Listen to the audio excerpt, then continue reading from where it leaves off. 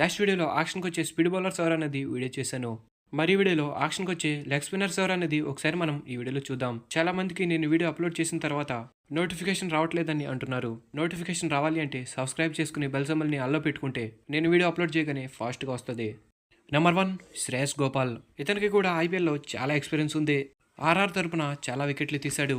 ఇంకా అలాగే ఈ సంవత్సరం ముంబై తరపున ఆడాడు. ముంబై తరపున కూడా కొద్ది గొప్ప పర్వాలేదని చెప్పాలి. అయితే ఈ లెగ్ స్పిన్నర్ ఖచ్చితంగా 100% ఆక్షన్కి వస్తాడు. చూద్దాం మరి ఈ స్పిన్నర్ని ఏ టీం కొంటారన్నది. నెంబర్ 2 నూర్ అహ్మద్.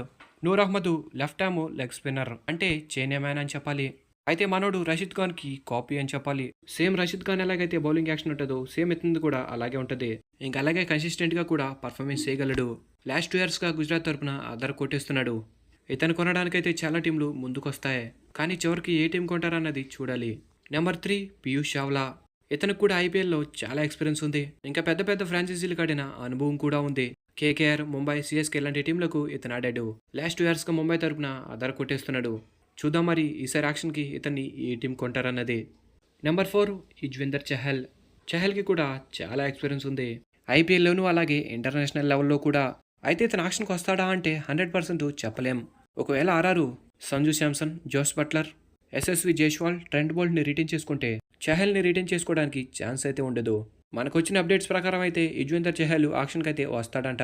చూద్దాం ఈసారి ఆక్షన్కి వస్తే ఏ టీం కొంటారన్నది. నేనైతే చహల్ని ఆర్సీబీ కొంటే బాగుంటుంది అనుకుంటున్నా. నెంబర్ 5 మహేష్ తీక్షణ. తీక్షణకి కూడా ఐపీఎల్లో మంచి ఎక్స్పీరియన్స్ ఉంది. చెన్నై తరపున చాలా వికెట్లు తీశాడు. లాస్ట్ 3 years గా చెన్నై తరపున కన్సిస్టెంట్గా స్పిన్నర్స్లో పర్ఫార్మెన్స్ చేస్తుంది తీక్షణనే. అయితే ఇతను కూడా ఈసారి మెగా యాక్షన్కి అయితే వస్తాడు. చూద్దాం మరి ఇతన్ని ఏ టీం కొంటారన్నది.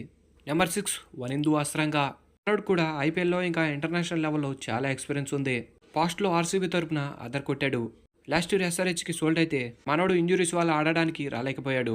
ఈసారి మెగా యాక్షన్కి ఖచ్చితంగా వస్తాడంట. మరి ఈ అస్రంగాన్ని కొనడానికి ఏ టీం ముందుకు వస్తారన్నది చూడాలి. నేనైతే ఇతనికి కోట్ల వర్షం కురుస్తుంది అనుకుంటున్నా. నెంబర్ 7 మయాంక్ మార్కాండే. మనోడు కూడా ఐపీఎల్లో మంచి ఎక్స్పీరియన్స్ ఉంది. లాస్ట్ 2 years గా ఎస్ఆర్హెచ్ తరపున ఆధార్ కొట్టేస్తున్నాడు. బ్రేక్ త్రూ కావాల్సిన ప్రతి టైంలో కూడా మనోడు బౌలింగ్ వచ్చి వికెట్ తీస్తున్నాడు. అయితే ఇతను కూడా ఈసారి యాక్షన్కి అయితే వస్తాడు. మరి ఇతన్ని ఏ టీం కొంటారన్నది చూడాలి. నెంబర్ 8 రాహుల్ చహర్. మనోడు కూడా మంచి లెగ్ స్పిన్నర్ అని చెప్పాలి. పాస్ట్లో ముంబై తరపున ఆధార్ కొట్టేశాడు.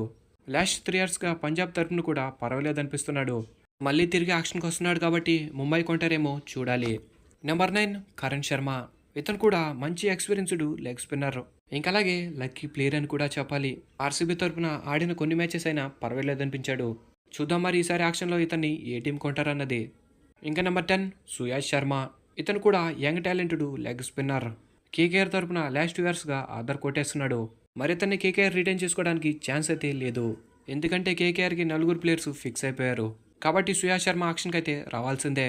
చూద్దాం మరి ఈసారి యాక్షన్లో ఇతన్ని ఏ టీం కొంటారన్నది. గాయస్ ఇది వీడియో నచ్చితే ఒక లైక్ వేసుకోండి. ఇంకా నెక్స్ట్ వీడియోస్లో ఆఫ్ స్పిన్నర్స్ గురించి అయితే మాట్లాడుకుందాం. Thanks for the watch. Have a nice day.